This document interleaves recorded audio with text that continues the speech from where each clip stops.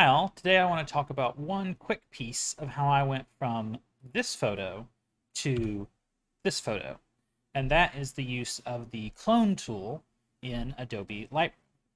So to show you this, let me go back to the original photo, and what I want to do is essentially get rid of this piece here. So to do that, I'm going to use the heal button over here, and the first thing that I usually try is to let Adobe Lightroom work its magic, and it's just like the little demo here is showing.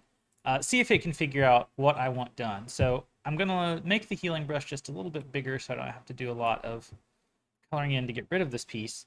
But essentially, I want to erase this element of the image, and so it looks like I'm just sort of ham-fistedly taking it out. And Adobe Lightroom guesses that I wanted the content over here to go there, but it's not quite right. I really want it to match up more like this. And while you're looking at it, you can sort of see like, oh, it doesn't quite look right. Are we sure that's what we want? But if you play around with it for a little bit and sort of just try to wiggle it in there, you'll eventually get something that looks okay. And I think probably did better in the original. I think I used a little bit smaller brush.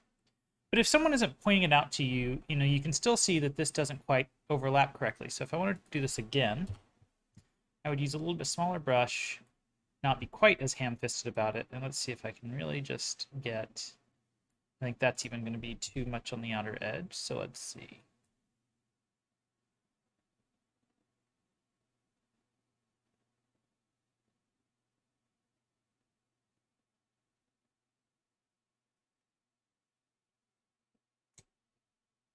So again, Adobe guesses we wanted over this to essentially match the content on the left, but that's not quite right. That looks pretty close. I do notice there might be a little bit of a lighting issue, so I may need to come back and clean that up.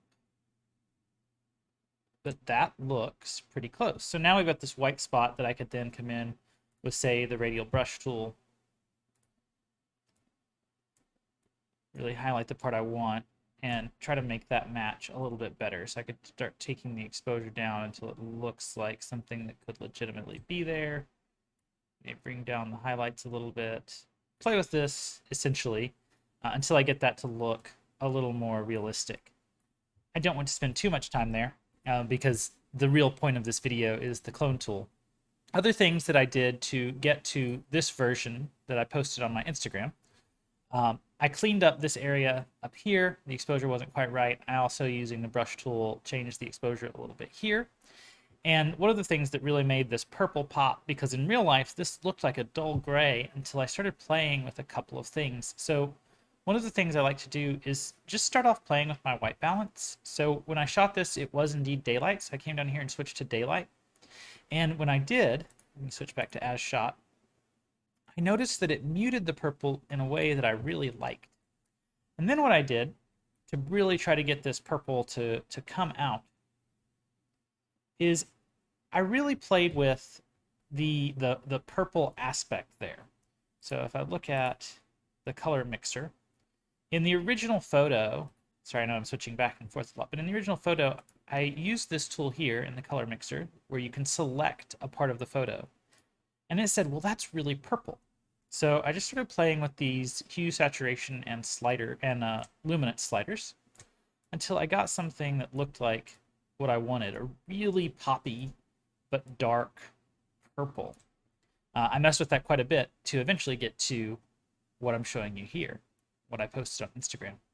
So that is a brief explanation of how I went from this photo to this photo, focusing on the clone tool that I used to remove this portion here. And you can see it's not perfect. Maybe I should have played around with the feathering a bit more, which is one of the sliders on the clone tool. But that is the general idea of how to quickly remove an element from a photo that you don't want in Adobe Lightroom.